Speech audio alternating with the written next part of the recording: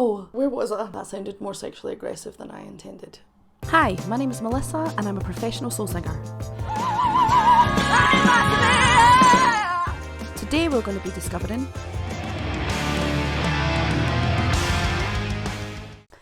well, hey there my dudes! Happy whatever day it is where you are watching this. I hope whatever work that you have left to do today is minimal, if any at all. We're back for another Soul Singer Discovers, and boy have I got one for you. That sounded more sexually aggressive than I intended.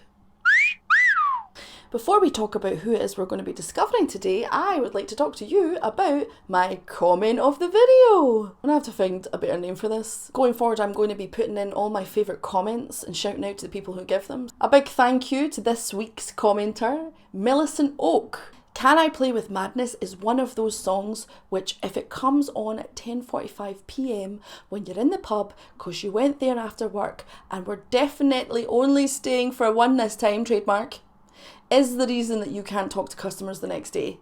Cracking tune, definitely recommend singing along to it with strangers. Badly. Oh, I love that. I love that. It is a lot of fun to sing really badly. It is a lot of fun. Thank you, Millicent Oak. You're in my heart. Today we're going to be discovering Opeth again. If you haven't watched the first Opeth video that I did, I strongly advise you to go watch it first. Do I have a spiritual breakdown? Possibly. Michael Lagerfeld, in my humble opinion, is a genius. I think Michael Lagerfeld is the Tom Waits of metal music. I am certain I've heard this song before, but it was about 2 years ago as Levi introduced me to it, and I don't remember much of it. So we're going to do it today, and don't judge, okay? I could have lied to you. I could have lied right to your beautiful faces and been like, oh, I've never heard this before. And then spent the whole video being like, oh, wow. We don't do that here, Mabel. We don't do pandering on this channel. I'm certainly not going to act like someone has fired a dog shit into my cereal. Absolutely not. The song that we're going to be discovering today is called Porcelain Heart. It has been heavily recommended in the comment section after Ghost of Perdition, including one of... Hello? Just 30 pound a month with the D purple, right? Okay, so can I just point something out to you, right? Okay. But you're absolutely going to do this to old people, and that I can't express to you how wrong that is. 3 hours later. You know? I'm a horror. They deserve it. I'm sorry. No. Where was I? Porcelain Heart. So let's step in. Let's see what it's all about.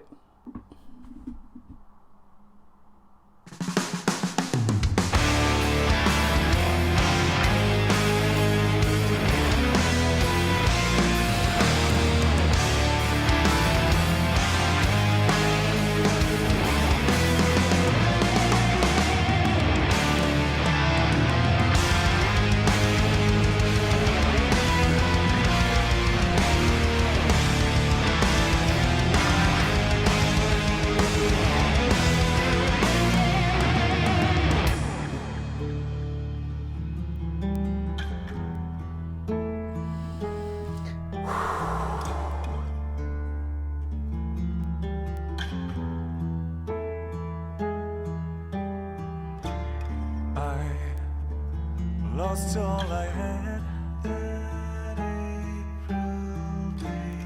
I turned to my friends, nothing to say.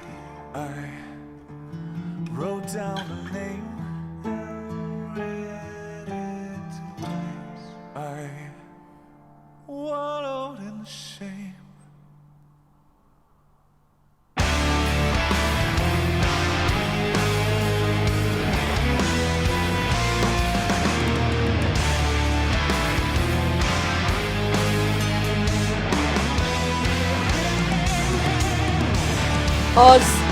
Pause. And it was also doing just like an insane change there. What do you want me to say? What do you want me to say? You want me to tell you that this is genius? I'll tell you it's genius. What do you want me to say? That Michael Lagerfeld is probably channeling some higher entity? Probably. If someone came out and told me that he's the only person in the entire world who's actually capable of stigmata, I'd be like, probably, sure. The thing that I love about Opeth is the dynamic change throughout songs. I'm quite sure it probably doesn't happen in every song that they do, but when they do change, it's the delicacy of it. Go into that acoustic section and those tiny, and the backing vocals that they always, the backing vocals, ba, ba, ba, ba, ba, ba, ba, ba, ba.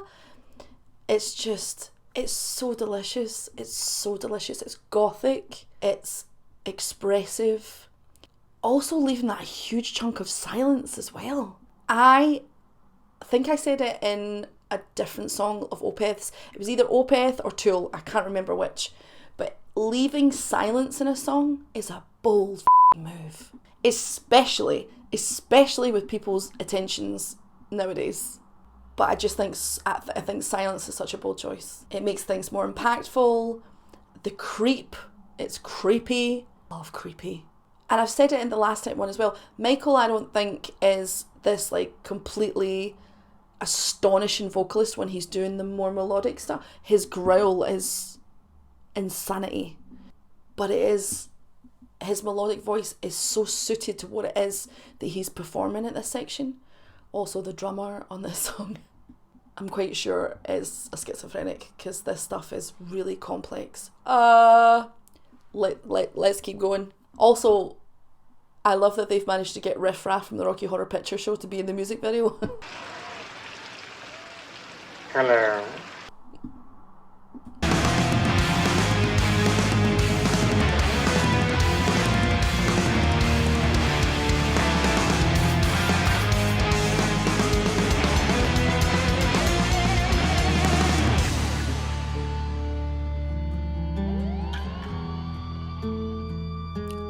Love that section.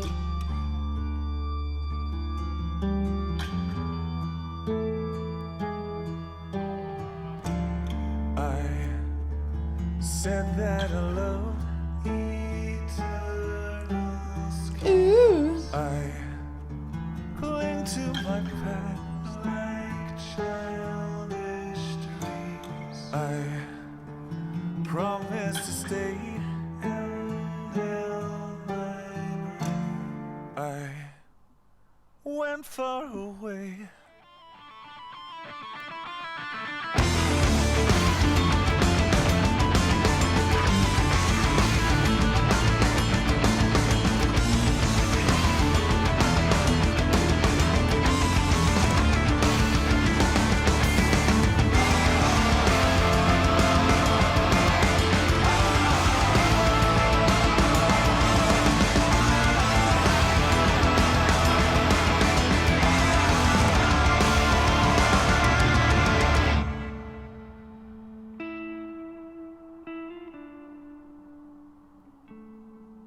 Pause. I don't want to because it's so beautiful, but otherwise this wouldn't be a Discovery Channel. It would just be Melissa watches Opeth and says nothing and is aghast at everything that happens. The section that came from the da-da-da-dum, da-da-da-da-da-dum, that led into this new section we're in now with this like kind of choir going on. It's a small choir, obviously. Just that small decision to take every effect off of Michael's voice and make it dry as a rich tea biscuit. No reverb, no delay, no nothing on that last line. So good. It's those small decisions, and they are small, but they're the decisions made by someone who is an arranger, a songwriter, who really cares about the impact of everything that's happening.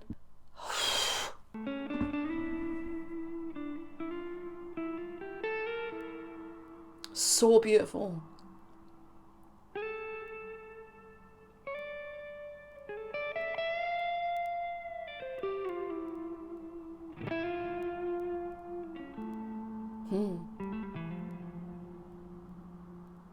I see roots beneath my feet, led me through wastelands of deceit. Rest your head now, don't you cry. Don't ever ask the reason why.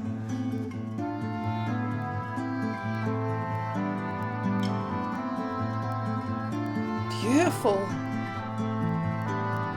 Is that clarinet?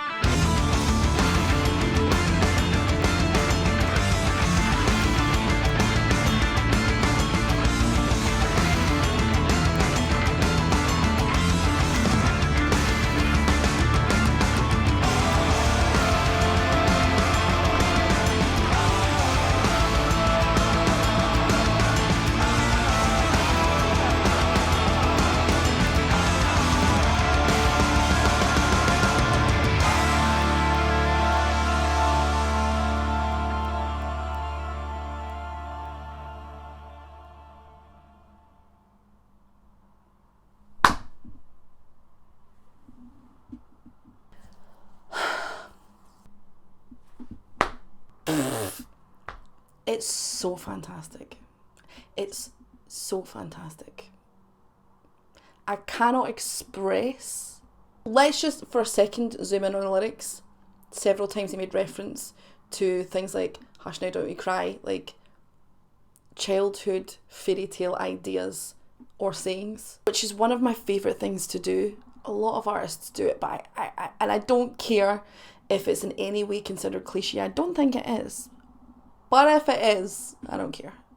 The way that Opeth goes from being one song with one idea and then just grows, like it blossoms and becomes this, you know, it goes from being that tiny bud to this huge flower of all these different colours. And you try and predict what's going to happen, but you might as well not bother because you just don't know. The decisions around arrangement, the way that they record the acoustic guitar is clean as a fucking whistle. It's so beautifully recorded and mixed that it sounds... I could listen to it through a biscuit tin and it would still sound fantastic. The melodies are interesting, they're innovative. The drummer in this is fucking out of this world. Really, he's got a lot to contend with, and I can't imagine seeing this live. And the complexity of trying to record something like this is hard enough, but the idea of performing it on the spot live, I think it's fair to say that Opeth are probably my favourite. Probably.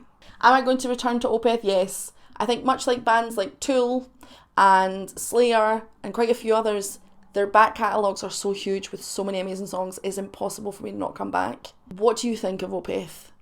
If you have anything negative to say, I would cordially invite you to go f*** yourself.